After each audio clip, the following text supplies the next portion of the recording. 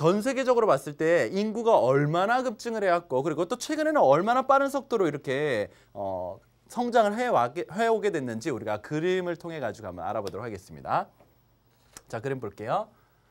자, 여기 보시면 여러분들 교재에 이 그림이 실려 있습니다. 그렇죠? 자, 일단은 출발을 어디서부터 지금 하고 있느냐면요. 대략 여기 있는 1850년 정도부터 실시를 하고 있습니다. 자, 요때가 대략 산업혁명 때이다. 이렇게 보시면 돼요.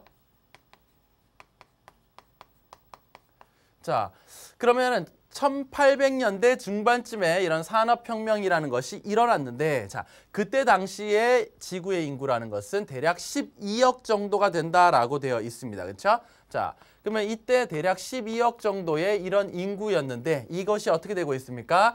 자, 점점 오면서 이게 확 증가해서 2025년이 되면 거의 80억이 될 것이라고 추정을 하고 있습니다. 자, 2010년에서 우린 조금 더 지나 있으니까요. 대략 이쯤이 되겠고요. 그로 인해서 지금 2011년에 70억 명에 도달하게 되었다라는 거죠. 자, 그럼 우리 이쪽에다가 한번 정리를 해보도록 할게요. 자, 세계의 인구라는 것이 어떻게 성장을 해왔느냐. 대략 한 150년 그 이전, 자, 그 정도에서 12억 명 정도로 출발했던 이 인구가 결국은 현재 70억 명이 넘는 인구로 되어 있다라는 겁니다. 여기까지 도달하는데 불과 한 150 조금 넘는 정도의 자, 이런 년수밖에 걸리지가 않았습니다. 어떻게 이렇게나 빨리 자, 빠르게 그것도 급증하면서 이렇게 인구가 성장을 할 수 있었느냐? 자, 그 이유 한번 생각을 해볼게요.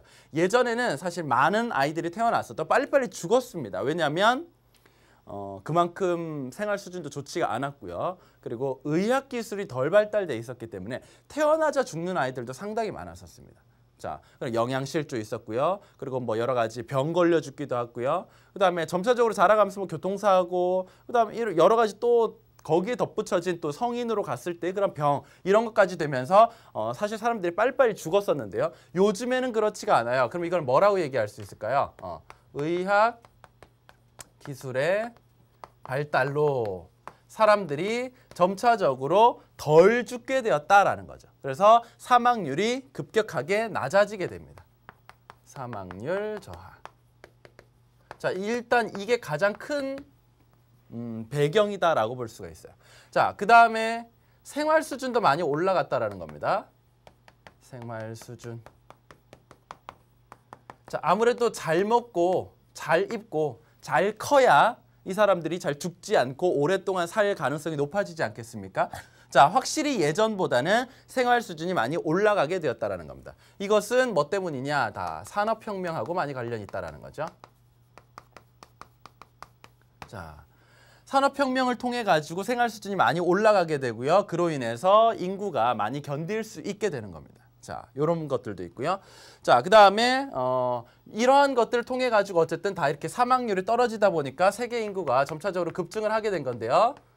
자, 이 급증 중에서 특히 개발도상국하고요.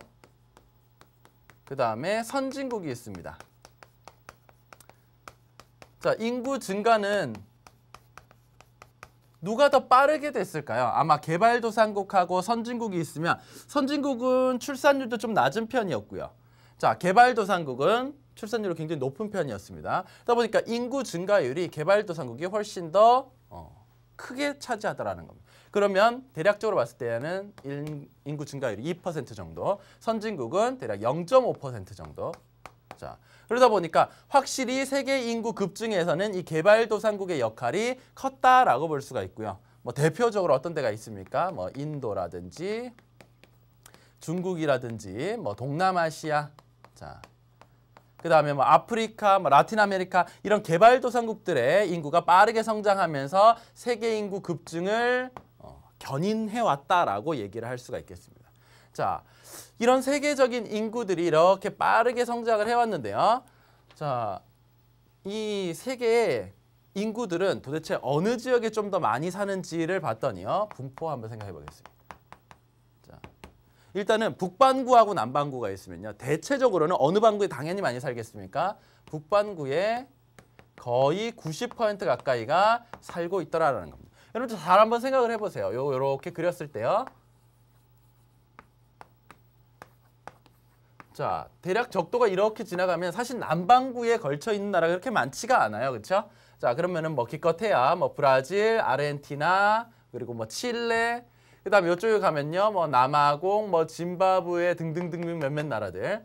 자, 그리고 오스트레일리아와 뉴질랜드 뭐 요런 나라 몇몇 개 빼고는 그렇게 없는데요. 대략 전 세계 인구를 70억 명으로 잡았을 때 사실 여기에 있는 거는 10% 정도라고 하니까 그러면은 10%라고 하면 대략 7억 정도가 되지 않겠습니까? 7억도 꽤 많은 거거든요. 근데 나머지 이만큼이 전부 다 북반구에 많이 살고 있더라. 이것은 인도, 뭐 중국, 그다음에 뭐 북미, 그리고 유럽 이런 나라들이 전반적으로 북반구에 있는 것하고 관련이 있다라고 볼 수 있습니다.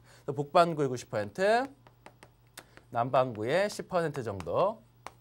그 다음에 또 사람들이 어느 지역을 선호하면서 살아가고 있겠습니까? 아무래도 내륙 쪽보다는 해안가에서.